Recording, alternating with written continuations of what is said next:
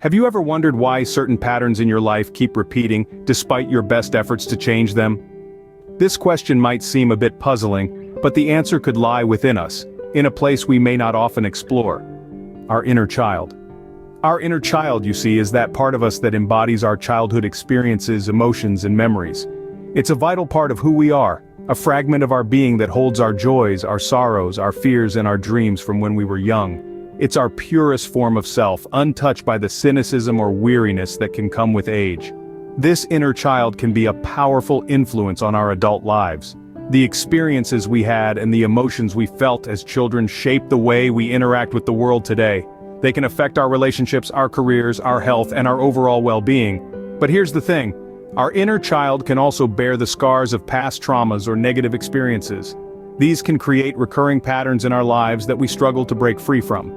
For instance, if our inner child learned to associate love with pain, we might find ourselves sabotaging our relationships over and over again.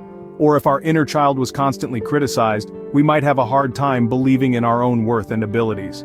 However, acknowledging the existence of this inner child is a vital step towards understanding ourselves better. It's about peeling back the layers of our adult selves to reveal the core of who we really are. It's about recognizing the impact of our childhood experiences on our present behavior. When we embrace our inner child, we begin to see why we make the decisions we make.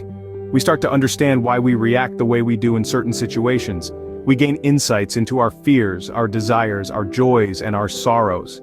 And most importantly, we open up the possibility of healing, growth, and transformation. So, let's embark on this journey of self-discovery and healing together. In order to heal, we must first acknowledge the inner child within us.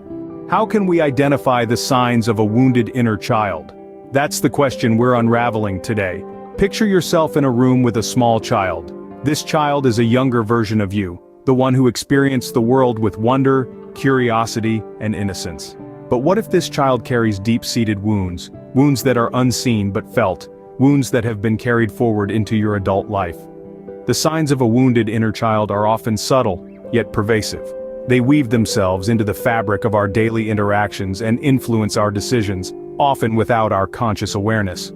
One of the most common signs is overreacting. Do you find yourself on an emotional roller coaster where minor inconveniences trigger intense reactions? This could be your wounded inner child crying out for attention. Another sign is the fear of abandonment. If you're constantly worrying about being left alone or rejected, it's likely that your inner child is still grappling with past experiences of abandonment. This fear can often lead to clinging behaviors or an unhealthy dependence on others for reassurance and validation. And then, there's self-sabotage. This is when we undermine our own goals and dreams, often out of a deep-seated belief that we don't deserve success or happiness. This belief usually stems from early negative experiences that have led our inner child to feel unworthy. Our wounded inner child can also manifest in our adult lives through chronic feelings of emptiness, a constant need for approval, difficulty in maintaining relationships, and an inability to set boundaries. These signs are like breadcrumbs, leading us back to the source of our pain, our wounded inner child. But here's the good news. Once we recognize these signs, we can begin the journey of healing. We can learn to soothe our inner child's pain, to let them know they are seen, heard, and valued. By acknowledging and tending to our inner child's wounds, we can nurture them back to health and wholeness. Recognizing these signs is the first step towards healing our inner child. How can we start a dialogue with our inner child?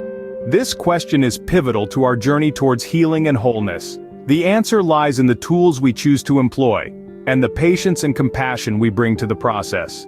One of the most powerful tools available to us is journaling. It's more than just writing down thoughts, it's a way of opening a door to the subconscious, inviting our inner child into a safe space to express unspoken emotions. When we write from the heart, we create a channel to communicate with that younger part of ourselves. Remember, this process is not about judging or analyzing, but about listening and understanding. Another potent method of inner child communication is through meditation.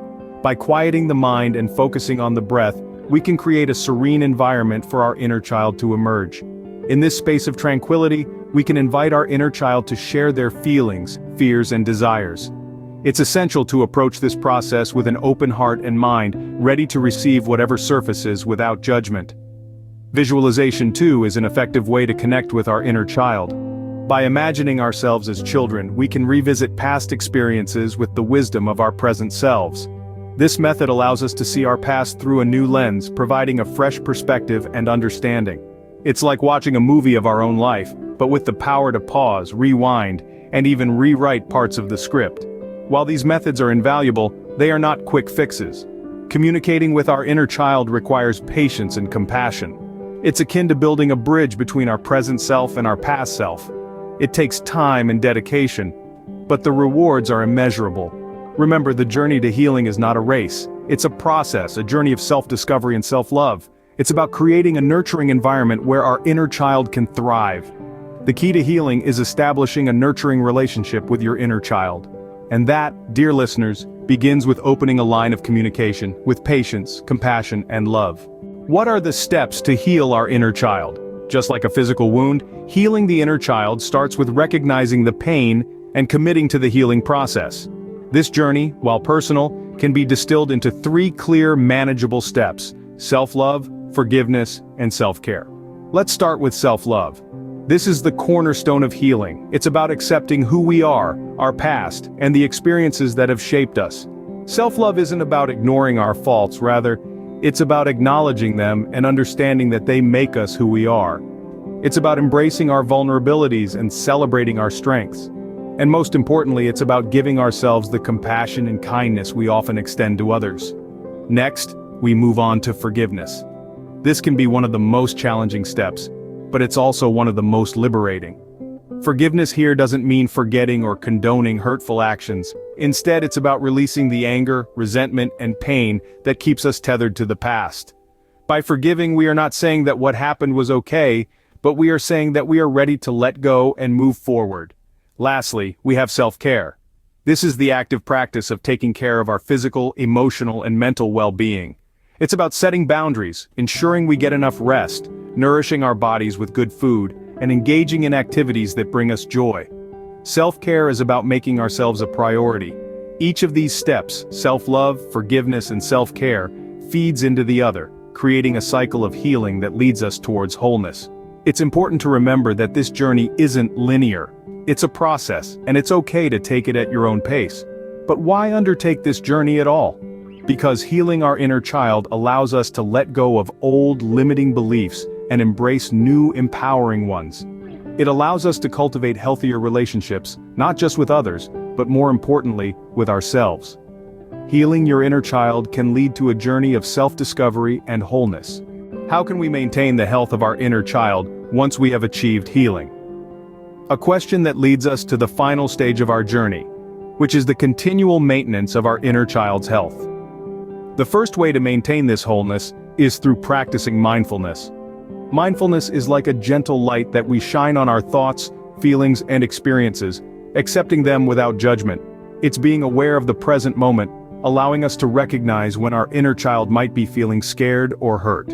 With this awareness, we can choose to respond with love and understanding rather than reacting out of fear or pain. Next, let's talk about setting boundaries. Our inner child needs to feel safe and protected, and setting boundaries is a way of providing that. It's about saying no when we need to, about knowing our limits and honoring them. It's about acknowledging that we have the right to our feelings, and that we deserve to be treated with respect. By setting boundaries, we let our inner child know that we value their well-being, and that we are committed to protecting it.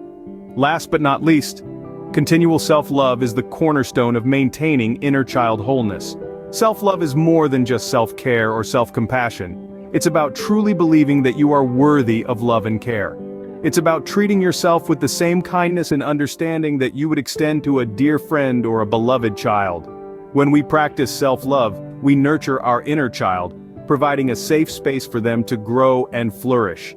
These practices, mindfulness, setting boundaries, and continual self-love, are not just one-time actions. They are ongoing commitments that we make to ourselves and to our inner child. They are practices that we can incorporate into our daily lives, helping us to maintain the health and happiness of our inner child. Healing the inner child is not a one-time event, but a lifelong journey of self-love and care. It's about showing up for ourselves every day, honoring our feelings, and nurturing our inner child. It's about choosing every day to walk the path of healing and love.